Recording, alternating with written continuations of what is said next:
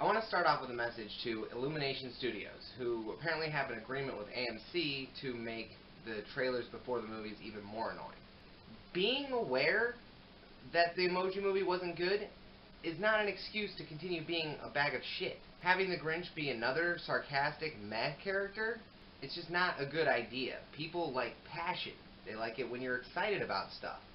You know, if the main characters in your movie don't care, why should I? Ocean's 8, directed by Gary Ross, starring Sandra Bullock, Cate Blanchett, and Anne Hathaway.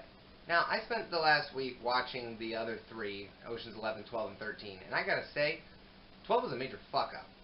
Alright, there's a very simple formula you need to follow to make a decent Ocean's movie. You spend a good chunk of the beginning building up your team, then you spend a lot of the middle of the movie explaining your plan piece by piece, and then you pull off the plan, and then at the very end you find out that Danny Ocean, or in this case Debbie Ocean, had a backup plan going the whole time. With Rusty, or in this case Lou, somewhat in the know. There's also got to be a former love interest that is somehow central to the plot. I may have overcomplicated this, but it's a pretty simple formula, and Ocean's 11 nailed it, but then Ocean's 12, I feel like Steven Soderbergh tried to do something experimental with the formula, and it did not work. They were basically just thrown out of their element and trying to improvise a plan, and they wanted to force in the fourth step, I think I left in, where Danny Ocean has another plan going on. But I mean, 12, they didn't use Basher or Yen for what they're known for, or Livingston. You know, like, 12 was a major misstep, and then 13 was right back to the normal stage that 11 was. So I had very specific expectations for what Ocean's 8 should be, and it nailed it. It did everything that I just said to do. It didn't feel the need to bring in every single character in from the previous movies as a cameo like Ghostbusters did.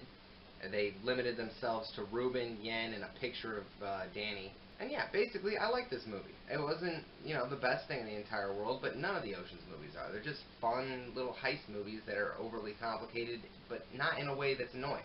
Now, the other three were all directed by Steven Soderbergh, and this one was directed by Gary Ross. He had such a clear framework to work from that I'm not surprised that this one worked out so well. I think 8 people is a lot easier to keep track of than 11, and 12 and 13, I don't think there actually was a 12 and 13th character. I mean, I was trying to force myself to find one. My theory is that 12 is Catherine Zeta-Jones and 13 is Andy Garcia. But, like, it doesn't really matter, because Eddie Izzard could be one of them. I mean, Vincent Cassel could be one of them. But anyway, I thought Sandra Bullock played a very good Debbie Ocean. She did everything that Danny Ocean did. You know, had the style, the class, the genius level know-how, the unnecessary mysteriousness. And I think she handled it well. And then Cate Blanchett was doing the Brad Pitt role basically exactly the same. And I don't know if it's because Sarah Paulson was in it, but I was getting some major gay vibes off of Cate Blanchett, but maybe I was just thinking of Carol a lot during it. I mean, if the gay vibes were there, then this is one of the gayest movies I've seen in theaters, like, ever, and I always mean that in a good way. But with 8 people, you don't have to have, like, Bernie Mac and the two Mormon brothers were, like, what exactly was their specific role? So, you had Mindy Kaling, who was basically the gem expert. Rihanna was the hacker. Aquafina, who I'm not sure what she does, but I've heard her name a lot. Not a lot, but a good amount over the past 4 or 5 years now. I should probably find out what it is that she does. I'm going to assume a rapper. Sarah Paulson was the fence.